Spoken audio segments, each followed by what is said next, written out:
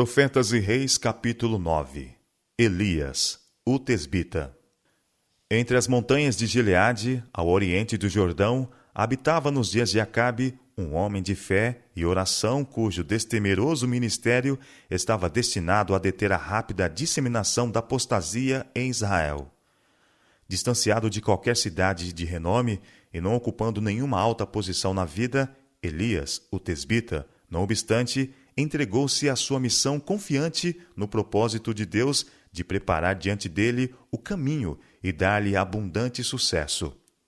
A palavra de fé e poder estava em seus lábios, e toda a sua vida estava devotada à obra da reforma.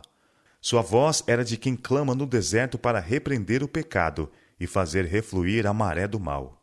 E conquanto viesse ao povo como reprovador do pecado, sua mensagem oferecia o bálsamo de Gileade a toda alma enferma do pecado que desejasse ser curada. Ao Elias ver Israel aprofundar-se mais e mais na idolatria, sua alma ficou angustiada e despertou-se-lhe a indignação. Deus havia feito grandes coisas por seu povo. Tinham libertado do cativeiro e lhe dado as terras das nações, para que guardassem os seus preceitos e observassem as suas leis. Salmo capítulo 105, versos 44 e 45. Mas os beneficentes desígnios de Jeová haviam sido agora quase esquecidos. A incredulidade estava depressa separando a nação escolhida da fonte de sua força. Contemplando esta apostasia, do seu retiro na montanha, Elias sentiu-se oprimido pela tristeza. Em angústia de alma, ele suplicou a Deus que detivesse em seu ímpio curso o povo outrora favorecido, visitando-o com juízos, se necessário fosse, a fim de que pudesse ser levado a ver em sua verdadeira luz seu afastamento do céu. Ele ansiava por vê-los levados ao arrependimento, antes que fossem tão longe na prática do mal, a ponto de provocar o Senhor para que os destruísse completamente. A oração de Elias foi respondida. Apelos constantemente repetidos, admoestações e advertências tinham falhado em levar Israel ao arrependimento. Havia chegado o tempo em que Deus devia falar-lhes por meio de juízos, visto que os adoradores de Baal declaravam que os tesouros do céu, o orvalho e a chuva, não vinham de Jeová, mas das forças que regiam a natureza, e que pela energia criadora do sol é que a terra era enriquecida e levada a produzir abundantemente. A maldição de Deus devia cair pesadamente sobre a terra corrompida. As tribos apóstatas de Israel dever-se-ia mostrar a loucura de confiar no poder de Baal por bênçãos temporais. Não deveria cair sobre a terra nem chuva nem orvalho, até que voltassem para Deus em arrependimento e o reconhecessem como a fonte de toda a bênção. A Elias fora confiada a missão de levar a Acabe a mensagem de juízo. Ele não procurou ser o mensageiro de Deus. A palavra do Senhor veio a ele. E cioso da honra da causa de Deus, não hesitou em obedecer à intimação divina, embora a obediência parecesse um convite à imediata destruição às mãos do ímpio rei. O profeta pôs-se a caminho sem detença e viajou dia e noite até alcançar Samaria. Chegando ao palácio, não solicitou ser admitido, nem esperou ser formalmente anunciado. Vestido de roupas rústicas, como comumente usavam os profetas do tempo, passou pelos guardas, aparentemente sem ser notado, e deteve-se um momento diante do rei, atônito. Elias não apresentou escusas por sua abrupta presença. Alguém maior do que o rei de Israel tinha-o comissionado para falar, e erguendo a mão em direção do céu, afirmou solenemente pelo Deus vivo que os juízos do Altíssimo estavam prestes a cair sobre Israel. Vive o Senhor, Deus de Israel, perante cuja face estou, declarou ele, que nestes anos nem orvalho, nem chuva haverá, senão segundo a minha palavra. Foi somente pelo exercício da forte fé, no infalível poder da palavra de Deus, que Elias apresentou sua mensagem.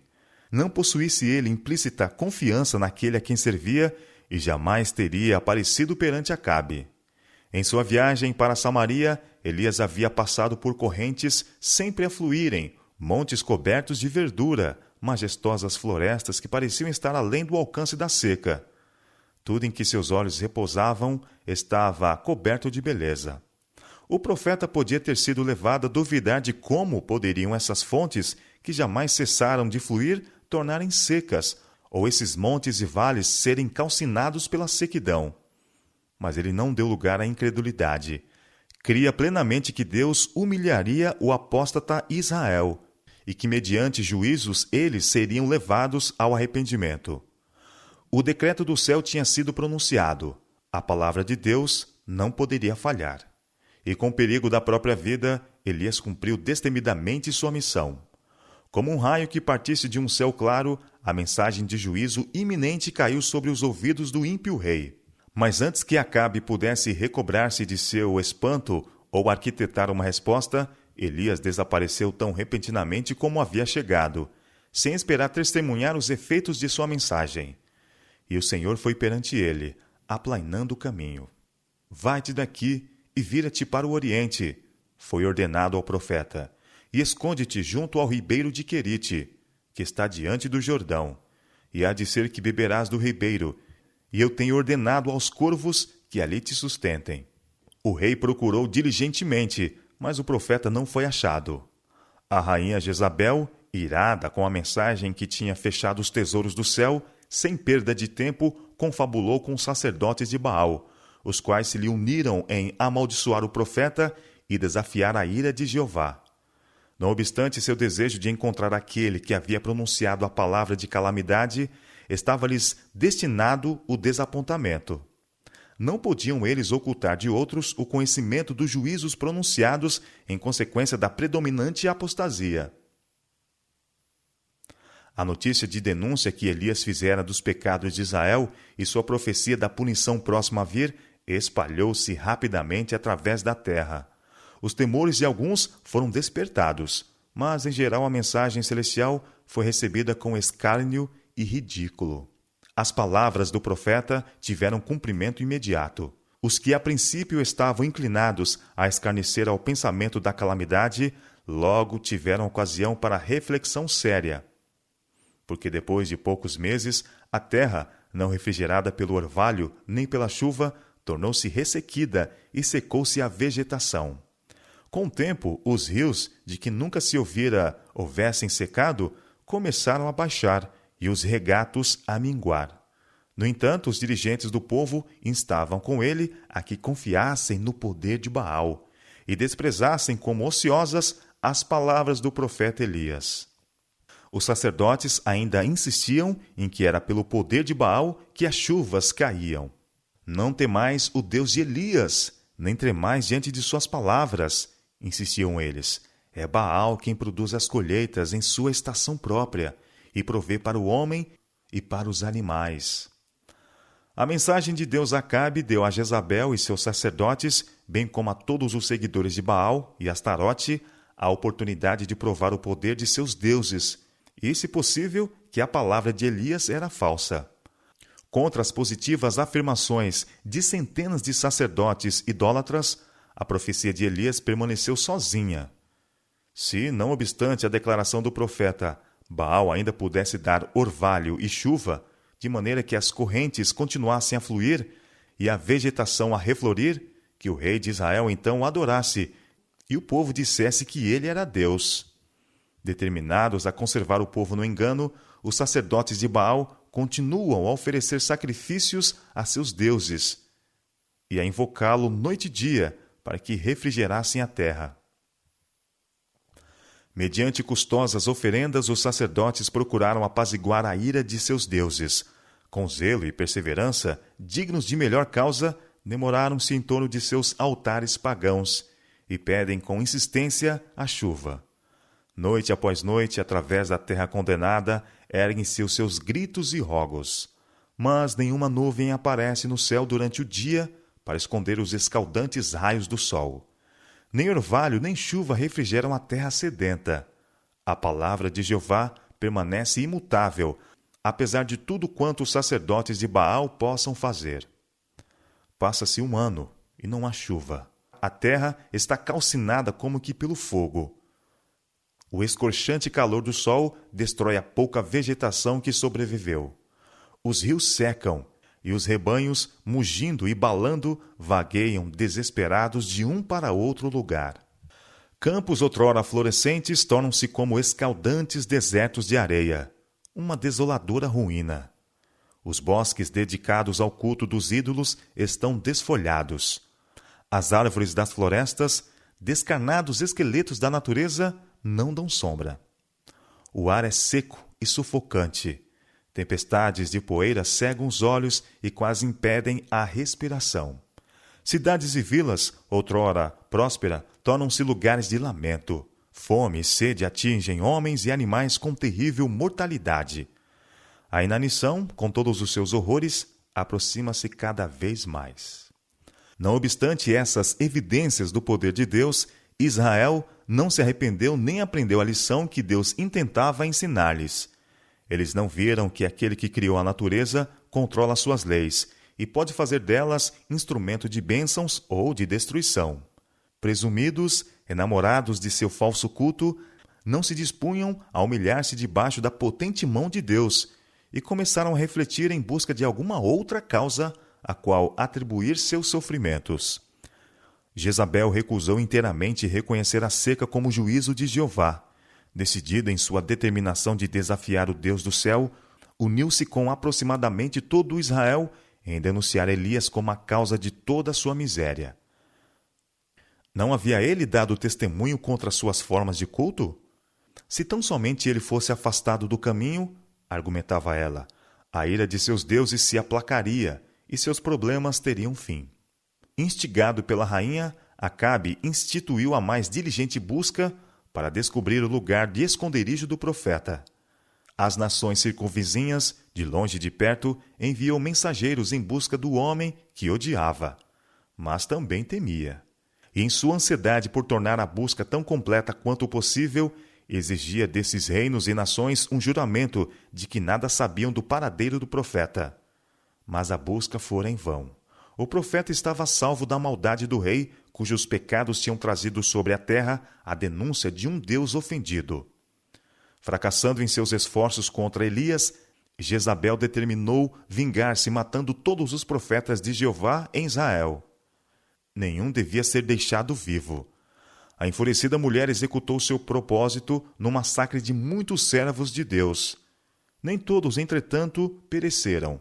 Obadias, mordomo da casa de Acabe, mais fiel a Deus, tomou 100 profetas e, com risco da própria vida, de 50 em 50 os escondeu numa cova e os sustentou com pão e água. 1 Reis, capítulo 18, verso 4. Passou o segundo ano de fome, e os céus inclementes ainda não deram sequer sinal de chuva. A sequidão e a fome continuavam sua devastação através do reino. Pais e mães, impotentes para aliviar os sofrimentos de seus filhos, eram forçados a vê-los morrer. Ainda assim, o apóstata Israel recusou humilhar o coração perante Deus e continuou a murmurar contra o homem por cuja palavra esses terríveis juízos haviam sido trazidos sobre eles. Pareciam incapazes de discernir em seus sofrimentos e angústias um chamado ao arrependimento, uma interposição divina para salvá-los de dar o passo fatal para além dos limites do perdão do céu. A apostasia de Israel era um mal mais tremendo que todos os horrores multiplicados da fome. Deus estava procurando libertar o povo de seu engano e levá-los a compreender sua responsabilidade para com aquele a quem devia a vida e todas as coisas. Estava procurando ajudá-los a recobrar sua fé perdida, e era necessário trazer sobre eles grande aflição. Desejaria eu, de qualquer maneira, a morte do ímpio? Diz o Senhor Jeová. Não desejo antes que se converta dos seus caminhos e viva? Lançai de vós todas as vossas transgressões com que transgredistes, e criai em vós um coração novo e espírito novo. Pois por que razão morreríeis, ó casa de Israel? Porquanto não tomo prazer na morte do que morre, diz o Senhor Jeová. Convertei-vos, pois, e vivei. Convertei-vos dos vossos maus caminhos. Pois por que razão morrereis, ó casa de Israel? Ezequiel capítulos 18, versos 23 e 31 e 32, e capítulo 33, verso 11. Ezequiel capítulo 18, verso 23, 31 e 32. E capítulo 33, verso 11. Deus havia enviado mensageiros a Israel com apelos para que retornasse à sua fidelidade. Tivessem eles aceito esses apelos, houvessem retornado de Baal para o Deus vivo, e a mensagem de juízo de Elias jamais teria sido dada. Mas as advertências que deviam ter sido um cheiro de vida para a vida, provou-se-lhes um cheiro de morte para a morte.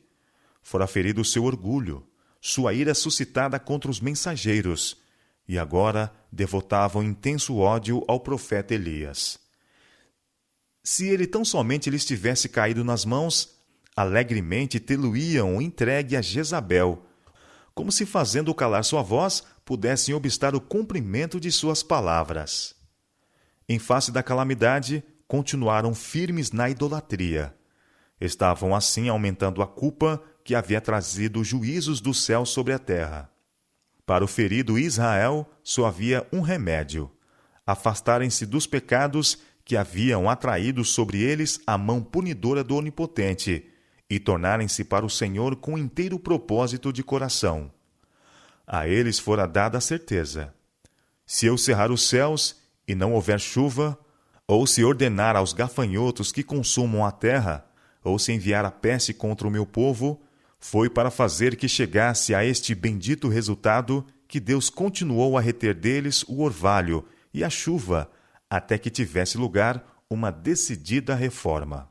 E se o meu povo, que se chama pelo meu nome, se humilhar e orar e buscar a minha face, e se converter dos seus maus caminhos, então eu os ouvirei dos céus, e perdoarei os seus pecados, e sararei a sua terra.